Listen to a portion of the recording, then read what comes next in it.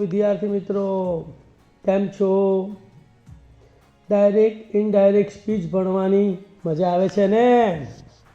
આપણે direct indirect સ્પીચના part 1માં સાદા વર્તમાનકાળના નિયમો શીખ્યા, પાર્ટ 2માં સાદા ભૂતકાળના નિયમો શીખ્યા, પાર્ટ 3માં પ્રશ્નાર્થ વાક્યોના નિયમો શીખ્યા, પાર્ટ 4માં આજ્ઞાર્થ વાક્યોના નિયમો શીખ્યા, પાર્ટ 5માં ઉદ્ગારવાચક વાક્યોના નિયમો શીખ્યા અને હવે પાર્ટ 6માં લેટવાળા વાક્યોના નિયમો શીખીશું. તો લેટથી શરૂ થતા વાક્યો બોલો. લેટ વિશે તમે શું જાણો છો? તો લેટ એ દરખાસ્ત કે સૂચન કરવા માટે વપરાય છે. બોલો, લેટ શા માટે વપરાય છે? લેટ એ દરખાસ્ત કે સૂચન કરવા માટે વપરાય છે. તો લેટની આપણે સાદી વાક્ય રચના જોઈએ. તો લેટ વત્તા કર્મ વિભક્તિનું રૂપ ઓબ્જેક્ટિવ કેસ. યાદ રાખવાનું છે કે લેટ પછી હંમેશા કર્મ વિભક્તિનું રૂપ આવે છે, વત્તા મૂળ ક્રિયાપદ, પછી કર્મ અને પછી અન્ય શબ્દો. એટલે કે લેટ વત્તા કર્મ વિભક્તિનું રૂપ એટલે ઓબ્જેક્ટિવ કેસ, વત્તા મૂળ ક્રિયાપદ એટલે V1, વત્તા કર્મ એટલે ઓબ્જેક્ટ અને વત્તા અન્ય શબ્દો એટલે અધર વર્ડ્સ. બરાબર. લેટસનું ટૂંકું રૂપ લેટ્સ થાય છે. લેટસનું ટૂંકું રૂપ લેટ્સ થાય છે અને લેટસનું ગુજરાતી ચાલો આપણે. શું થાય છે? લેટસ બરાબર ચાલો આપણે. ઉદાહરણ જોઈએ. મને મારું સર પાસે અંગ્રેજી ગ્રામર શીખવા દો. મને મારું સર પાસે અંગ્રેજી ગ્રામર શીખવા દો. તો મને શીખવા દો એટલે લેટ મી લર્ન, અંગ્રેજી ગ્રામર એટલે ઇંગ્લિશ ગ્રામર અને મારું સર પાસે એટલે વિથ મારું સર. તો શું થશે? Let me learn English grammar with મારું સર. લેટવાળા વાક્યને નીચે મુજબ ઇનડાયરેક્ટ સ્પીચમાં ફેરવવું. બરાબર. તમને તો ખબર જ છે ને કે વાક્યને ઇનડાયરેક્ટ સ્પીચમાં ફેરવવા માટે 3 જગ્યાએ ફેરફાર કરવા પડે છે. નંબર 1 આરવીના ફેરફાર, નંબર 2 સંયોજક કનેક્ટિવ, નંબર 3 RSના ફેરફાર. તો લેટવાળા વાક્યને ઇનડાયરેક્ટ સ્પીચમાં ફેરવવાના નિયમો. નંબર 1 આરવીના ફેરફારો. તો લેટસવાળું વાક્ય હોય તો સેડ ટુનું સજેસ્ટેડ ટુ અથવા પ્રપોઝડ ટુ કરવું. જો RSનું વાક્ય લેટસથી શરૂ થતું હોય તો સેડ ટુનું સજેસ્ટેડ ટુ અથવા પ્રપોઝડ ટુ કરવું. લેટ હિમ અથવા લેટ હર અથવા લેટ ઇટ વાળું વાક્ય હોય તો સેડ ટુનું ટોલ્ડ કે આસ્કડ કરવું અને આજ્ઞાર્થ વાક્ય પ્રમાણે ઇનડાયરેક્ટ સ્પીચમાં ફેરવવું. લેટ મી વાળું વાક્ય હોય તો સેડ ટુનું રિક્વેસ્ટેડ કરવું અને આજ્ઞાર્થ વાક્ય પ્રમાણે ઇનડાયરેક્ટ સ્પીચમાં ફેરવવા. ખ્યાલ આવી ગયો? આરવીના ફેરફારો બોલો.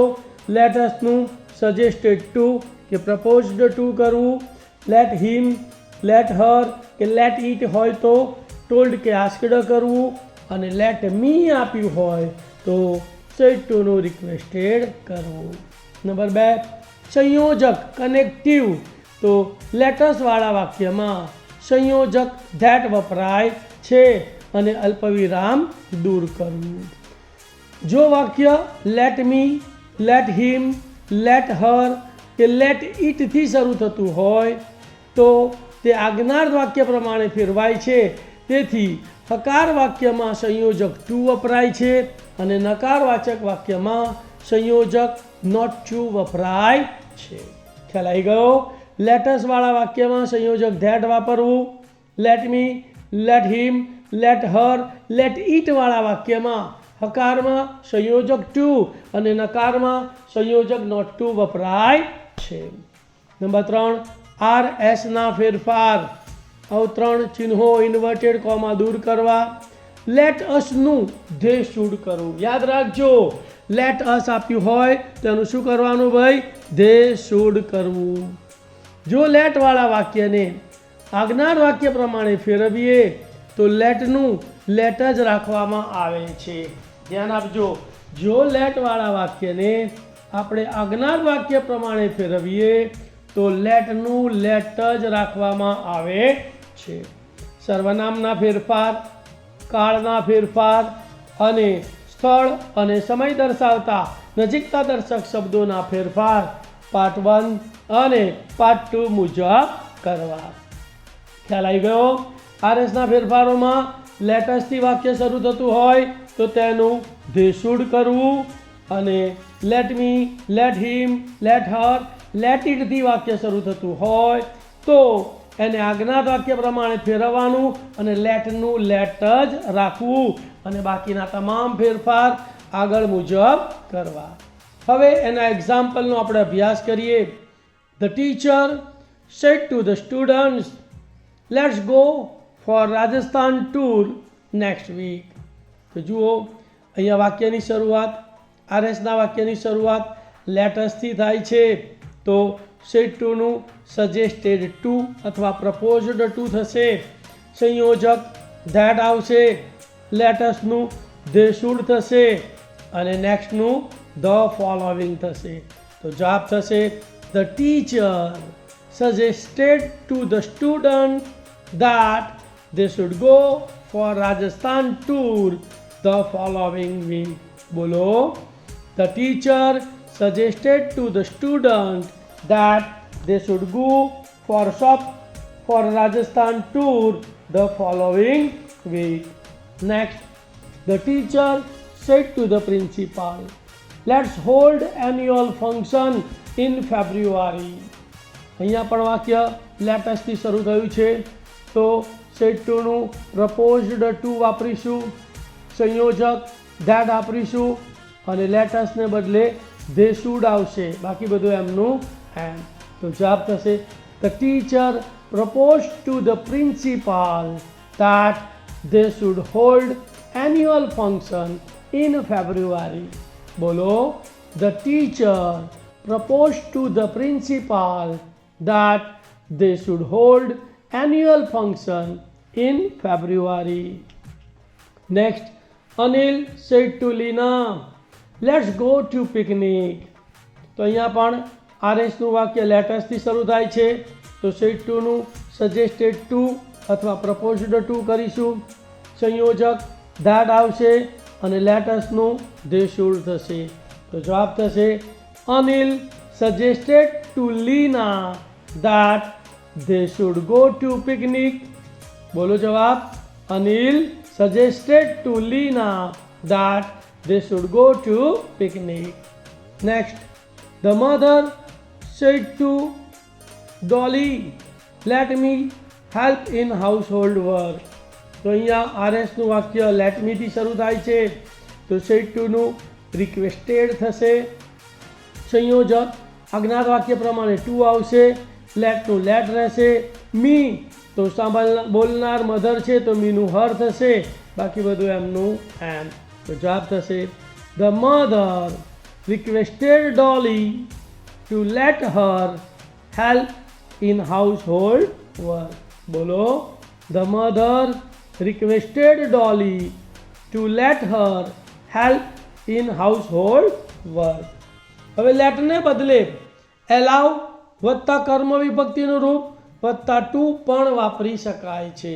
લેટને બદલે એલાવ વત્તા કર્મ વિભક્તિનું રૂપ વત્તા ટુ પણ વાપરી શકાય છે. તો આ જ વાક્યમાં જોઈએ ફરી આપણે તો ધ મધર રિક્વેસ્ટેડ ડોલી, સંયોજક ટુ, લેટને બદલે એલાવ હર ટુ હેલ્પ, એટલે લેટ મી હેલ્પને બદલે allow her to help in household work.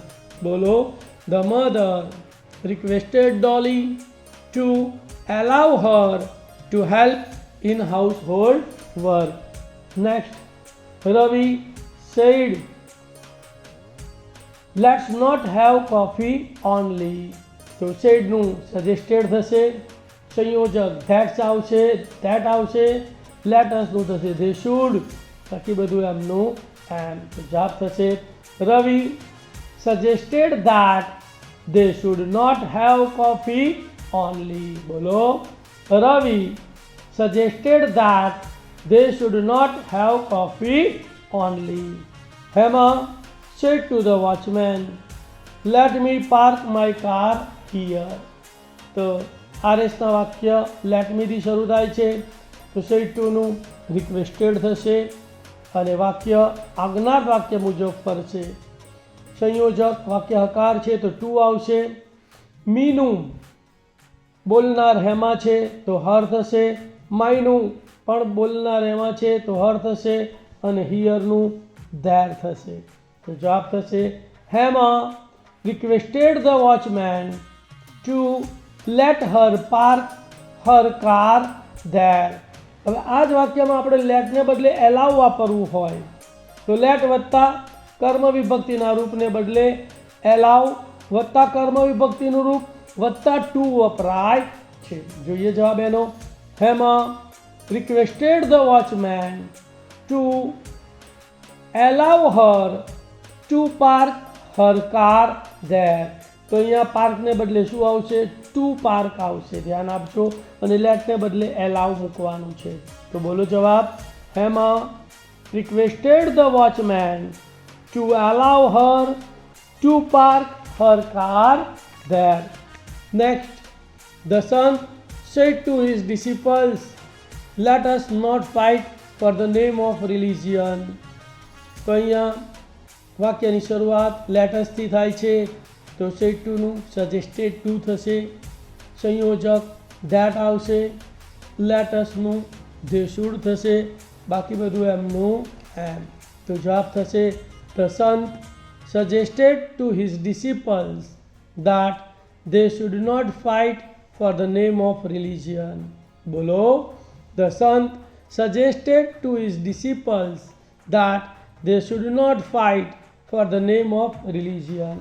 Next, my sister said to me, let's have some snacks now. તો લેટ્સ આપેલું છે તો સેડ ટુનું સજેસ્ટેડ ટુ થશે. સંયોજક ધેટ આવશે. લેટસનું ધે શુડ થશે અને નાવનું ધેન થશે. તો જવાબ થશે my sister suggested to me that they should have some snacks then. બોલો. My sister suggested to me that they should have some snacks then. Next, the stranger said to Mala, let me introduce myself to you first. તો અહીંયા આરએસના વાક્યની શરૂઆત late મીથી થાય છે તો sad ટુનું requested થશે અને આજ્ઞાત વાક્ય મુજબ ફેરફાર થશે. સંયોજક ટુ આવશે. મીનું બોલનાર સ્ટ્રેન્જર છે તો હિમ થશે. માય સેલ્ફનું હિમસેલ્ફ થશે અને યુ સાંભળનાર માલા છે અને યુ કર્મ તરીકે છે તો યુનું હર થશે. તો જવાબ થશે the stranger requested Mala to let him introduce himself to her first. હવે લેટ વત્તા કર્મને બદલે આપણે આ જ વાક્યમાં એલાવ વાપરવું છે તો એલાવ વત્તા કર્મ વત્તા ટુ આવશે. તો એનો જવાબ થશે the stranger requested Mala to allow him to introduce himself to her first. વિદ્યાર્થી મિત્રો, અહીં લેટના વાક્યના નિયમો ઉદાહરણ સાથે પૂરા થાય છે. તમને 100% લેટના વાક્યને ઇનડાયરેક્ટ સ્પીચમાં ફેરવતા આવડી ગયું હશે, ખરું ને? Please like the video, comment it, share to other students. Thank you very much. Have a successful life ahead. Om Namah Shivaya.